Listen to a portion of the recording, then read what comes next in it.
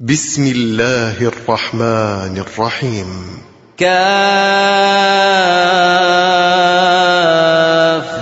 يا عين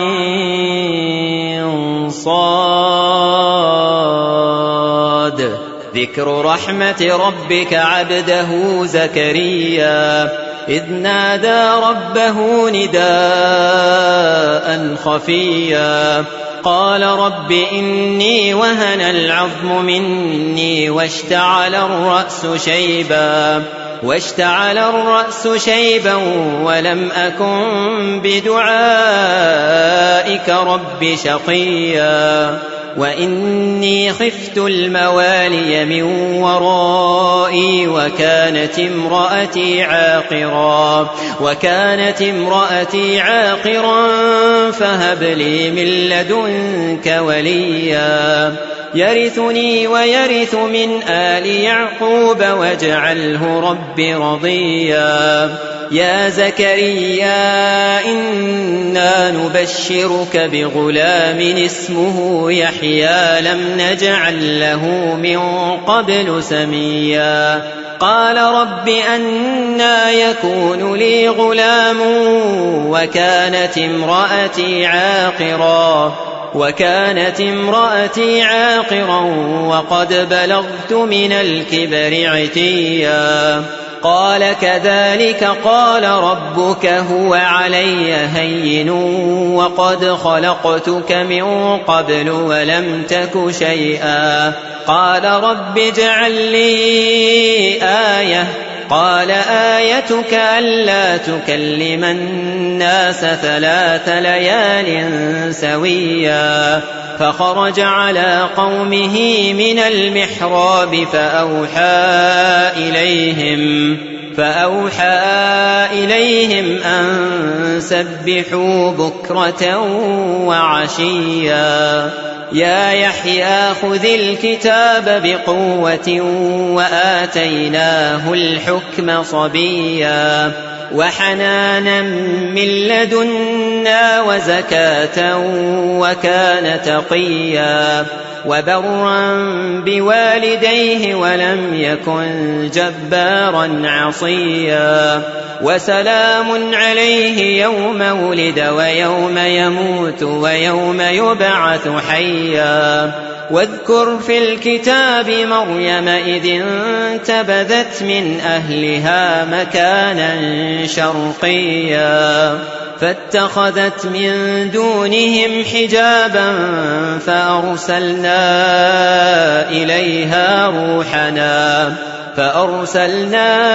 إليها روحنا فتمثل لها بشرا سويا قالت إني أعوذ بالرحمن منك إن كنت تقيا قال إنما أنا رسول ربك لأهب لك غلاما زكيا قالت أنى يكون لي غلام ولم يمسسني بشر ولم أك بغيا قال كذلك قال ربك هو علي هين ولنجعله آية للناس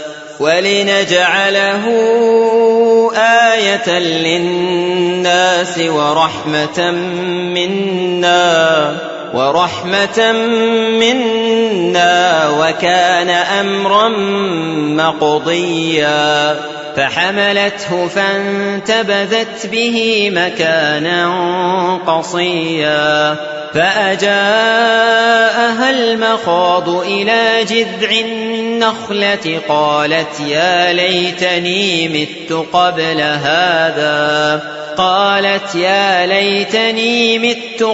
هذا وكنت نسيا منسيا فناداها من تحتها ألا تحزني قد جعل ربك تحتك سريا وهزي إليك بجذع النخلة تساقط عليك رطبا جنيا فكلي واشربي وقري عينا، فإما ترين من البشر أحدا فقولي إني نذرت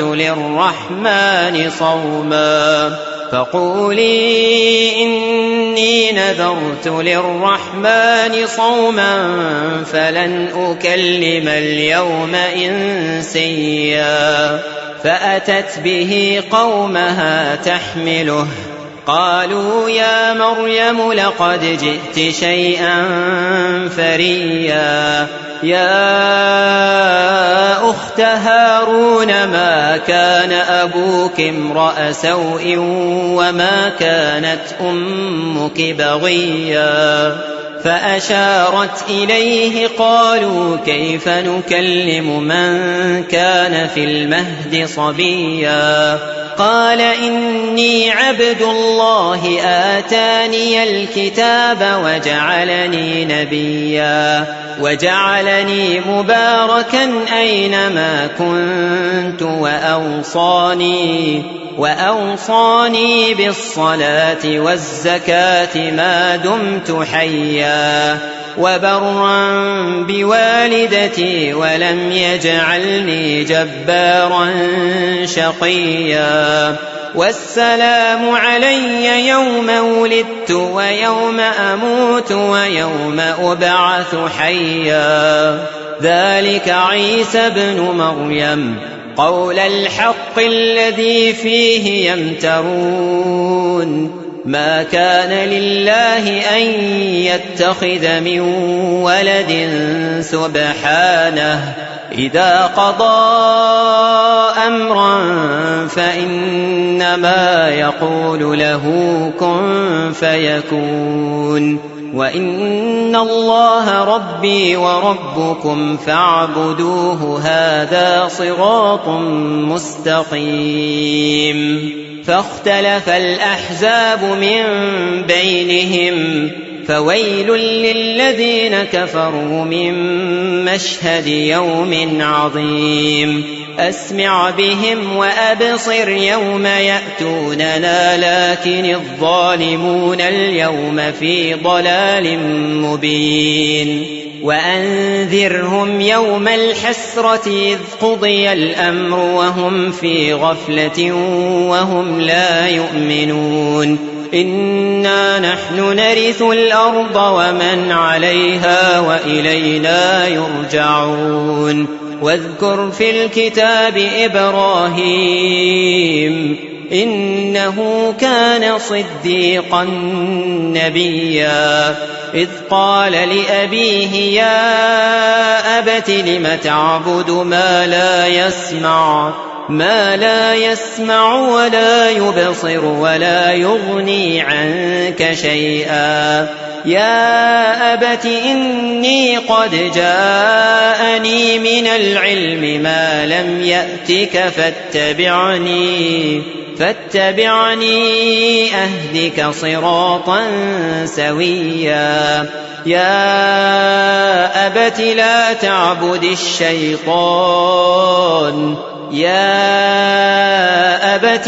تعبد الشيطان إن الشيطان كان للرحمن عصيا.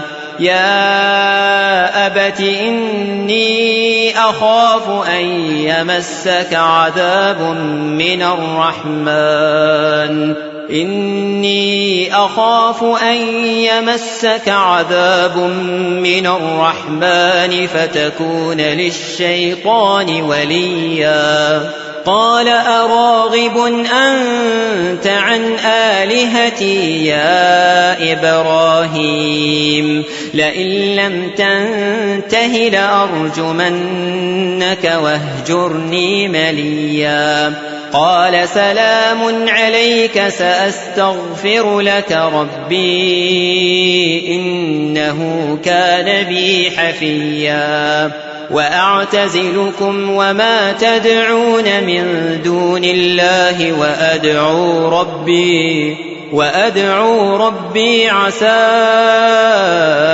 ألا أكون بدعاء ربي شقيا فلما اعتزلهم وما يعبدون من دون الله وهبنا له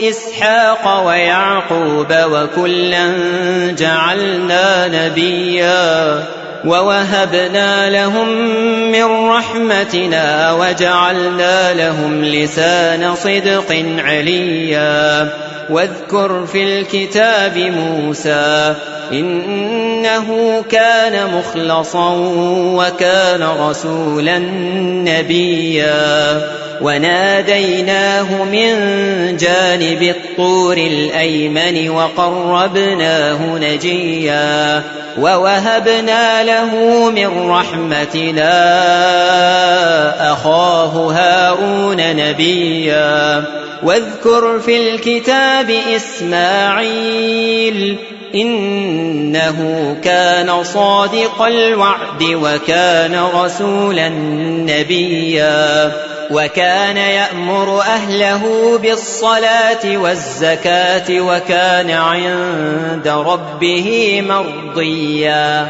واذكر في الكتاب إدريس إنه كان صديقا نبيا ورفعناه مكانا عليا أولئك الذين أنعم الله عليهم من النبيين من ذرية آدم وممن حملنا مع نوح ومن ذرية إبراهيم وإسرائيل وممن هدينا واجتبينا إذا تتلى عليهم آيات الرحمن خروا سجدا وبكيا فخلف من بعدهم خلف أضاعوا الصلاة واتبعوا الشهوات فسوف يلقون غيا إلا من تاب وآمن وعمل صالحا فأولئك يدخلون الجنة ولا يظلمون شيئا جنات عدن التي وعد الرحمن عباده بالغيب إنه كان وعده مأتيا لا يسمعون فيها لغوا إلا سلاما ولهم رزقهم فيها بكرة وعشيا تلك الجنة التي نورث من عبادنا من كان تقيا وما نتنزل إلا بأمر ربك له ما بين أيدينا وما خلفنا وما بين ذلك وما كان ربك نسيا رب السماوات والأرض وما بينهما فاعبده واصطبر لعبادته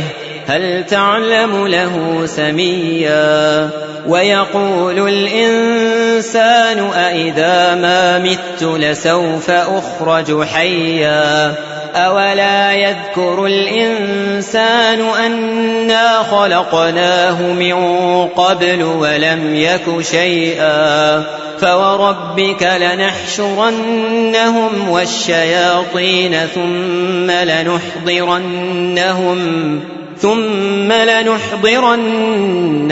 حول جهنم جثيا ثم لننزعن من كل شيعة أيهم أشد على الرحمن عتيا ثم لنحن أعلم بالذين هم أولى بها صليا وإن منكم إلا واردها كان على ربك حتما مقضيا ثم ننجي الذين اتقوا ونذر الظالمين فيها جثيا وإذا تتلى عليهم آياتنا بينات قال الذين كفروا للذين آمنوا أي الفريقين خير مقاما وأحسن نديا وكم أهلكنا قبلهم من قرن هم أحسن أثاثا ورئيا قل من كان في الضلالة فليمدد له الرحمن مدا حتى إذا رأوا ما يوعدون إما العذاب وإما الساعة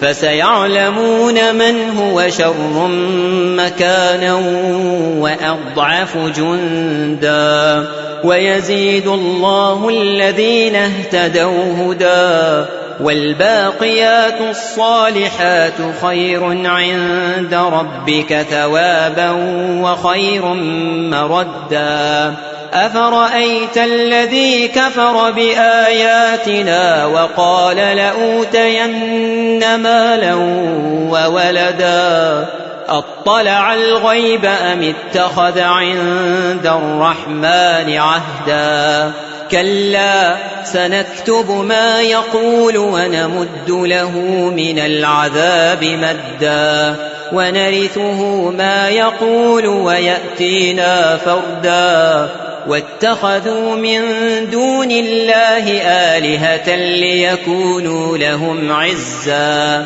كلا سيكفرون بعبادتهم ويكونون عليهم ضدا ألم تر أنا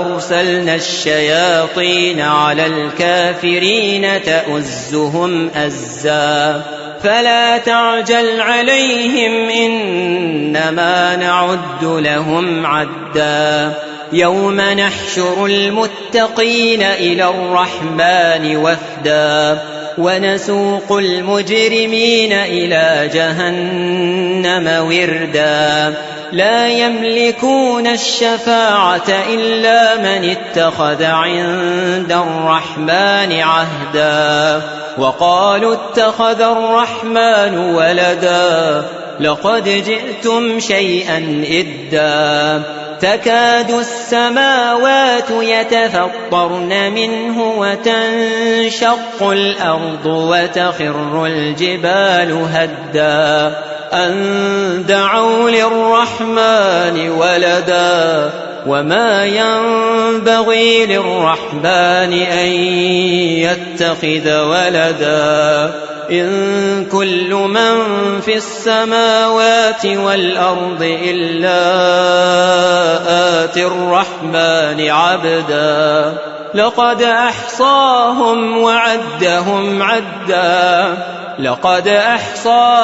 وعدهم عدا وكلهم آتيه يوم القيامة فردا إن الذين آمنوا وعملوا الصالحات سيجعل لهم الرحمن ودا فإنما يسرناه بلسانك لتبشر به المتقين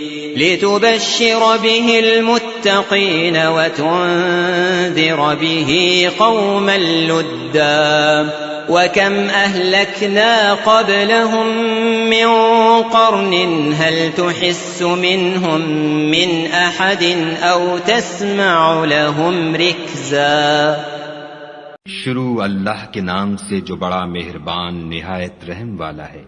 काफ हा या ऐन स्वाद, ये तुम्हारे परवरदिगार की मेहरबानी का बयान है जो उसने अपने बंदे जकरिया पर की थी जब उन्होंने अपने परवरदिगार को दबी आवाज से पुकारा और कहा कि ऐ मेरे परवरदिगार, मेरी हड्डियां बुढ़ापे के सबब कमजोर हो गई हैं और सर शौला मारने लगा है اور اے میرے پروردگار میں تجھ سے مانگ کر کبھی محروم نہیں رہا، اور میں اپنے بعد اپنے بھائی بندوں سے ڈرتا ہوں، اور میری بیوی بانجھ ہے، تو مجھے اپنے پاس سے ایک وارث عطا فرما جو میری اور اولاد یعقوب کی میراث کا مالک ہو، اور اے میرے پروردگار اس کو خوش اتوار بنائیو۔ اے زکریا، ہم تم کو ایک لڑکے کی بشارت دیتے ہیں جس کا نام یحییٰ ہے، اس سے پہلے ہم نے اس نام کا کوئی شخص پیدا نہیں کیا۔ انہوں نے کہا، پروردگار میرے ہاں کس طرح لڑکا ہوگا جس حال میں میری بیوی بانجھ ہے اور میں بڑھاپے کی انتہا کو پہنچ گیا ہوں؟ حکم ہوا کہ اسی طرح ہوگا۔ تمہارے پروردگار نے فرمایا ہے کہ مجھے یہ آسان ہے، اور میں پہلے تم کو بھی تو پیدا کر چکا ہوں اور تم کچھ چیز نہ تھے۔ کہا کہ پروردگار میرے لیے کوئی نشانی مقرر فرما۔ فرمایا، نشانی یہ ہے کہ تم صحیح و سالم ہو کر 3 رات دن لوگوں سے بات نہ کر سکو گے۔ پھر وہ عبادت کے حجرے سے نکل کر اپنی قوم کے پاس آئے تو ان سے اشارے سے کہا کہ صبح و شام خدا کو یاد کرتے رہو۔ اے یحییٰ، ہماری کتاب کو زور سے پکڑے رہو، اور ہم نے ان کو لڑکپن ہی میں دانائی عطا فرمائی تھی، اور اپنے پاس سے شفقت اور پاکیزگی دی تھی، اور وہ پرہیزگار تھے، اور ماں باپ کے ساتھ نیکی کرنے والے تھے، اور سرکش اور نافرمان نہیں تھے۔ اور جس دن وہ پیدا ہوئے اور جس دن وفات پائیں گے اور جس دن زندہ کر کے اٹھائے جائیں گے، ان پر سلام اور رحمت ہے۔ اور کتاب قرآن میں مریم کا بھی مذکور کرو، جب وہ اپنے لوگوں سے الگ ہو کر مشرق کی طرف چلی گئیں تو انہوں نے ان کی طرف سے پردہ کر لیا۔ اس وقت ہم نے ان کی طرف اپنا فرشتہ بھیجا تو وہ ان کے سامنے ٹھیک آدمی کی شکل بن گیا۔ مریم بولی کہ اگر تم پرہیزگار ہو تو میں تم سے خدا کی پناہ مانگتی ہوں۔ انہوں نے کہا کہ میں تو تمہارے پروردگار کا بھیجا ہوا یعنی فرشتہ ہوں، اور اس لیے آیا ہوں کہ تمہیں پاکیزہ لڑکا بخشوں۔ مریم نے کہا کہ میرے ہاں لڑکا کیوں کر ہوگا، مجھے کسی بشر نے چھوا تک نہیں، اور میں بدکار بھی نہیں ہوں۔ فرشتے نے کہا کہ یوں ہی ہوگا، تمہارے پروردگار نے فرمایا کہ یہ مجھے آسان ہے، اور میں اسے اسی طریق پر پیدا کروں گا تاکہ اس کو لوگوں کے لیے اپنی طرف سے نشانی اور ذریعہ رحمت و مہربانی بناؤں، اور یہ کام مقرر ہو چکا ہے۔ تو وہ اس بچے کے ساتھ حاملہ ہو گئیں اور اسے لے کر ایک دور جگہ چلی گئیں۔ پھر درد ذہ ان کو کھجور کے تنے کی طرف لے آیا، کہنے لگیں کہ کاش میں اس سے پہلے مر چکتی اور بھولی بسری ہو گئی ہوتی۔ اس وقت ان کے نیچے کی جانب سے فرشتے نے ان کو آواز دی کہ غمناک نہ ہو، تمہارے پروردگار نے تمہارے نیچے ایک چشمہ پیدا کر دیا ہے، اور کھجور کے تنے کو پکڑ کر اپنی طرف ہلاؤ، تم پر تازہ تازہ کھجوریں جھڑ پڑیں گی، کھاؤ اور پیو اور آنکھیں ٹھنڈی کرو۔ اگر تم کسی آدمی کو دیکھو تو کہنا کہ میں نے خدا کے لیے روزے کی منت مانی، تو آج میں کسی آدمی سے ہرگز کلام نہیں کروں گی۔ پھر وہ اس بچے کو اٹھا کر اپنی قوم کے لوگوں کے پاس لے آئیں۔ وہ کہنے لگے کہ مریم، یہ تو نے برا کام کیا۔ اے ہارون کی بہن، نہ تو تیرا باپ ہی بد اتوار آدمی تھا اور نہ تیری ماں ہی بدکار تھی۔ تو مریم نے اس لڑکے کی طرف اشارہ کیا۔ وہ بولے کہ ہم اس سے کہ گود کا بچہ ہے کیوں کر بات کریں۔ بچے نے کہا کہ میں خدا کا بندہ ہوں، اس نے مجھے کتاب دی ہے اور نبی بنایا ہے، اور میں جہاں ہوں اور جس حال میں ہوں مجھے صاحب برکت کیا ہے، اور جب تک زندہ ہوں مجھ کو نماز اور زکوٰۃ کا ارشاد فرمایا ہے، اور مجھے اپنی ماں کے ساتھ نیک سلوک کرنے والا بنایا ہے، اور سرکش و بدبخت نہیں بنایا۔ اور جس دن میں پیدا ہوا اور جس دن مروں گا اور جس دن زندہ کر کے اٹھایا جاؤں گا، مجھ پر سلام و رحمت ہے۔ یہ مریم کے بیٹے عیسیٰ ہیں، اور یہ سچی بات ہے جس میں لوگ شک کرتے ہیں۔ خدا کو سزاوار نہیں کہ کسی کو بیٹا بنائے، وہ پاک ہے۔ جب کسی چیز کا ارادہ کرتا ہے تو اس کو یہی کہتا ہے کہ ہو جا، تو وہ ہو جاتی ہے۔ اور بے شک خدا ہی میرا اور تمہارا پروردگار ہے، تو اسی کی عبادت کرو، یہی سیدھا رستہ ہے۔ پھر اہل کتاب کے فرقوں نے باہم اختلاف کیا، سو جو لوگ کافر ہوئے ہیں ان کو بڑے دن یعنی قیامت کے روز حاضر ہونے سے خرابی ہے۔ وہ جس دن ہمارے سامنے آئیں گے کیسے سننے والے اور کیسے دیکھنے والے ہوں گے، مگر ظالم آج صریح گمراہی میں ہیں۔ اور ان کو حسرت و افسوس کے دن سے ڈرا دو جب بات فیصل کر دی جائے گی، اور ہے ہاتھ وہ غفلت میں پڑے ہوئے ہیں اور ایمان نہیں لاتے۔ ہم ہی زمین کے اور جو لوگ اس پر بستے ہیں ان کے وارث ہیں، اور ہماری ہی طرف ان کو لوٹنا ہوگا۔ اور کتاب میں ابراہیم کو یاد کرو، بے شک وہ نہایت سچے پیغمبر تھے۔ جب انہوں نے اپنے باپ سے کہا کہ ابا، آپ ایسی چیزوں کو کیوں پوچھتے ہیں جو نہ سنیں اور نہ دیکھیں اور نہ آپ کے کچھ کام آ سکیں؟ ابا، مجھے ایسا علم ملا ہے جو آپ کو نہیں ملا، تو میرے ساتھ ہو جئے، میں آپ کو سیدھی راہ پر چلا دوں گا۔ ابا، شیطان کی پوجا نہ کیجیے، بے شک شیطان خدا کا نافرمان ہے۔ ابا، مجھے ڈر لگتا ہے کہ آپ کو خدا کا عذاب آ پکڑے تو آپ شیطان کے ساتھی ہو جائیں۔ اس نے کہا کہ ابراہیم، کیا تو میرے معبودوں سے برگشتہ ہے؟ اگر تو باز نہ آئے گا تو میں تجھے سنسار کروں گا اور تو ہمیشہ کے لیے مجھ سے دور ہو جا۔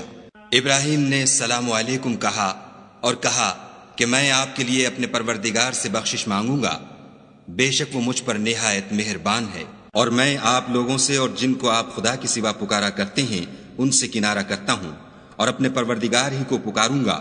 امید ہے کہ میں اپنے پروردگار کو پکار کر محروم نہیں رہوں گا۔ اور جب ابراہیم ان لوگوں سے اور جن کی وہ خدا کے سوا پرستش کرتے تھے الگ ہو گئے تو ہم نے ان کو اسحاق اور اسحاق کو یعقوب بخشے اور سب کو پیغمبر بنایا، اور ان کو اپنی رحمت سے بہت سی چیزیں عنایت کی اور ان کا ذکر جمیل بلند کیا۔ اور کتاب میں موسیٰ کا بھی ذکر کرو، بے شک وہ ہمارے برگزیدہ اور پیغمبر مرسل تھے، اور ہم نے ان کو طور کی داہنی طرف پکارا اور باتیں کرنے کے لیے نزدیک بلایا، اور اپنی مہربانی سے ان کو ان کا بھائی ہارون پیغمبر عطا کیا۔ اور کتاب میں اسماعیل کا بھی ذکر کرو، وہ وعدے کے سچے اور ہمارے بھیجے ہوئے نبی تھے، اور اپنے گھر والوں کو نماز اور زکوٰۃ کا حکم کرتے تھے، اور اپنے پروردگار کے ہاں پسندیدہ اور برگزیدہ تھے۔ اور کتاب میں ادریس کا بھی ذکر کرو، وہ بھی نہایت سچے نبی تھے، اور ہم نے ان کو اونچی جگہ اٹھا لیا تھا۔ یہ وہ لوگ ہیں جن پر خدا نے اپنے پیغمبروں میں سے فضل کیا، یعنی اولاد آدم میں سے، اور ان لوگوں میں سے جن کو ہم نے نوح کے ساتھ کشتی میں سوار کیا، اور ابراہیم اور یعقوب کی اولاد میں سے،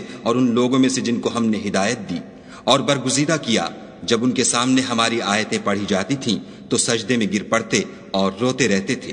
پھر ان کے بعد چند ناخلف ان کے جانشین ہوئے جنہوں نے نماز کو چھوڑ دیا، گویا اسے کھو دیا، اور خواہشات نفسانی کے پیچھے لگ گئے، سو ان قریب ان کو گمراہی کی سزا ملے گی۔ ہاں، جس نے توبہ کی اور ایمان لایا اور عمل نیک کیے تو ایسے لوگ بہشت میں داخل ہوں گے اور ان کا ذرا نقصان نہ کیا جائے گا، یعنی بہشت جاویدانی میں جس کا خدا نے اپنے بندوں سے وعدہ کیا ہے اور جو ان کی آنکھوں سے پوشیدہ ہے، بے شک اس کا وعدہ نیکوکاروں کے سامنے آنے والا ہے۔ وہ اس میں سلام کے سوا کوئی بیہودہ کلام نہ سنیں گے، اور ان کے لیے صبح و شام کھانا تیار ہوگا۔ یہی وہ جنت ہے جس کا ہم اپنے بندوں میں سے ایسے شخص کو مالک بنائیں گے جو پرہیزگار ہوگا۔ اور فرشتوں نے پیغمبر کو جواب دیا کہ ہم تمہارے پروردگار کے حکم کے سوا اتر نہیں سکتے، جو کچھ ہمارے آگے ہے اور جو پیچھے ہے اور جو ان کے درمیان ہے سب اسی کا ہے، اور تمہارا پروردگار بھولنے والا نہیں، یعنی آسمان اور زمین کا اور جو ان دونوں کے درمیان ہے سب کا پروردگار۔ تو اسی کی عبادت کرو اور اس کی عبادت پر ثابت قدم رہو، بھلا تم کوئی اس کا ہم نام جانتے ہو؟ اور کافر انسان کہتا ہے کہ جب میں مر جاؤں گا تو کیا زندہ کر کے نکالا جاؤں گا؟ کیا ایسا انسان یاد نہیں کرتا کہ ہم نے اس کو پہلے بھی تو پیدا کیا تھا اور وہ کچھ بھی چیز نہ تھا؟ تمہارے پروردگار کی قسم، ہم ان کو جمع کریں گے اور شیطانوں کو بھی، پھر ان سب کو جہنم کے گرد حاضر کریں گے اور وہ گھٹنوں پر گرے ہوئے ہوں گے۔ پھر ہر جماعت میں سے ہم ایسے لوگوں کو کھینچ نکالیں گے جو خدا سے سخت سرکشی کرتے تھے، اور ہم ان لوگوں سے خوب واقف ہیں جو ان میں داخل ہونے کے زیادہ لائق ہیں، اور تم میں کوئی شخص نہیں مگر اسے اس پر گزرنا ہوگا، یہ تمہارے پروردگار پر لازم اور مقرر ہے۔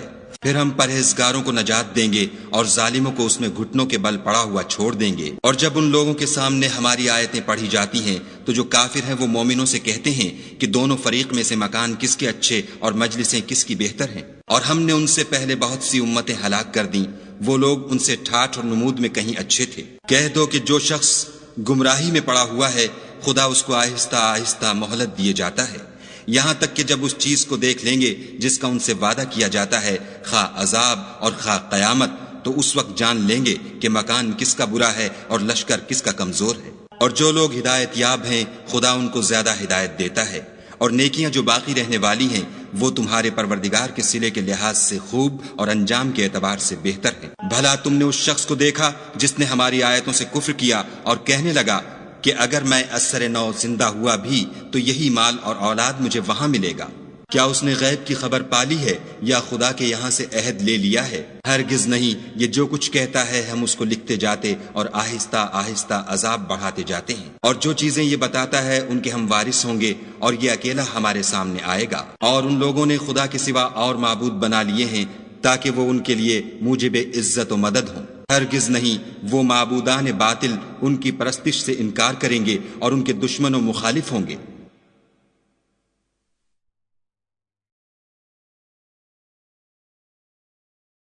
کیا تم نے نہیں دیکھا کہ ہم نے شیطانوں کو کافروں پر چھوڑ رکھا ہے کہ وہ ان کو برانگیختہ کرتے رہتے ہیں؟ تو تم ان پر عذاب کے لیے جلدی نہ کرو اور ہم تو ان کے لیے دن شمار کر رہے ہیں جس روز ہم پرہیزگاروں کو خدا کے سامنے بطور مہمان جمع کریں گے اور گناہ گاروں کو دوزخ کی طرف پیاسے ہانک لے جائیں گے، تو لوگ کسی کی سفارش کا اختیار نہ رکھیں گے مگر جس نے خدا سے اقرار لیا ہو، اور کہتے ہیں خدا بیٹا رکھتا ہے۔ ایسا کہنے والوں، یہ تو تم بری بات زبان پر لاتے ہو۔ قریب ہے کہ اس افطرا سے آسمان پھٹ پڑے اور زمین شق ہو جائے اور پہاڑ پارا پارا ہو کر گر پڑے کہ انہوں نے خدا کے لیے بیٹا تجویز کیا، اور خدا کو شایع نہیں کہ کسی کو بیٹا بنائے۔ تمام شخص جو آسمانوں اور زمین میں ہیں سب خدا کے روبرو بندے ہو کر آئیں گے۔ اس نے ان سب کو اپنے علم سے گھیر رکھا اور ایک ایک کو شمار کر رکھا ہے، اور سب قیامت کے دن اس کے سامنے اکیلے اکیلے حاضر ہوں گے۔